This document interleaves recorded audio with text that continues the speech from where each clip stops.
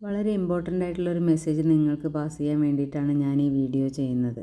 വാഹന insurance, life insurance, health insurance, ബിൽഡിങ്ങുകളുടെ insurance ഇതിലേതായാലും റിജക്റ്റ് ചെയ്യാനുള്ള സാധ്യതയും വരുന്നുണ്ട്.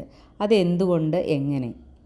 ഹെൽത്ത് ഇൻഷുറൻസ് ആണ് നിങ്ങൾ എടുക്കുന്നതെങ്കിൽ മുമ്പേ ഏതെങ്കിലും അസുഖങ്ങൾ ഉണ്ടായിരുന്നെങ്കിൽ അത് കമ്പനിയെ അറിയിക്കേണ്ട ഉത്തരവാദിത്വം ഓരോ പോളിസി ഉടമകൾക്കും ഉണ്ട്. ഇതറിയിക്കാതെ, മുൻകൂട്ടി അറിയിക്കാതെ പോളിസി എടുത്തിട്ടുണ്ടെങ്കിൽ പോളിസി റിജക്ഷൻ വളരെയധികം സാധ്യതയുണ്ട്.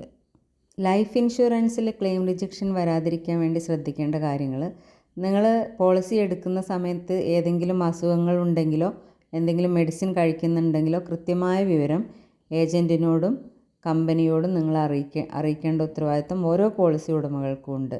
അതല്ലാത്ത പക്ഷം മരണം സംഭവിക്കുന്ന സമയത്ത് ഈ ഡോക്ടർ ഏത് ഡോക്ടറാണോ കൺസൾട്ട് ചെയ്തത് ആ ഡോക്ടർ കമ്പനിക്ക് അയച്ചു കൊടുക്കുന്ന റിപ്പോർട്ട് പ്രകാരമായിരിക്കും ഈ ക്ലെയിം കൊടുക്കണോ കൊടുക്കണ്ടോ എന്നുള്ളത് കമ്പനി തീരുമാനിക്കുന്നത്. അതായത് ഒരു വർഷത്തിനുള്ളിൽ പോളിസി ഉടമയ്ക്ക് മരണം സംഭവിക്കുമ്പോഴാണ് ഈ ഏർലി ക്ലെയിമായി കണക്കാക്കുകയും അതുമായി ബന്ധപ്പെട്ട എൻക്വയറി വരാനും സാധ്യതയുള്ളത്. അപ്പോൾ തീർച്ചയായിട്ടും നിങ്ങൾ പോളിസി എടുക്കുന്ന സമയത്ത് നിങ്ങളുടെ ഹെൽത്ത് കണ്ടീഷൻ വളരെ ക്ലിയർ ആയിട്ട് ഏജൻറ്റിനോട് ബോധ്യപ്പെടുത്തേണ്ട ഉത്തരവാദിത്തം ഓരോ പോളിസി ഉടമകൾക്കും ഉണ്ടെന്ന് ഞാൻ ഈ അവസരത്തിൽ നിങ്ങളെ അറിയിക്കാൻ ആഗ്രഹിക്കുന്നു. ഒരു 2 വീലറെങ്കിലും ഉപയോഗിക്കാത്ത ആളുകളായിട്ട് ഇന്ന് ആരുമില്ല. സ്വന്തം പേരിൽ അല്ലെങ്കിൽ റിലേറ്റീവ്സ്, ഏറ്റവും ക്ലോസ് റിലേറ്റീവ്സ്, അതായത് അച്ഛൻ, അമ്മ, സിബ്ലിങ്സ് അല്ലാത്ത ഒരാളുടെ 2 വീലർ നമ്മൾ ഉപയോഗിക്കുന്ന സമയത്ത് അതിലെന്തെങ്കിലും ആക്സിഡൻറ്റ് സംഭവിക്കുകയാണെങ്കിൽ, അതായത് ഒരു തേർഡ് പാർട്ടിയാണ്, നമുക്ക് ബ്ലഡ് റിലേഷൻ ഇല്ലാത്ത ഒരാളാണ് നമ്മുടെ വാഹനം ഉപയോഗിക്കുന്നത് എങ്കിൽ അത് ആക്സിഡൻറ്റ് സംഭവിച്ചാൽ ക്ലെയിം കിട്ടാതിരിക്കാനുള്ള സാധ്യതകളുണ്ട്. നിയമം പാലിച്ചുകൊണ്ട് മാത്രം നമ്മൾ ഏതൊരു വാഹനവും ഉപയോഗിക്കുക.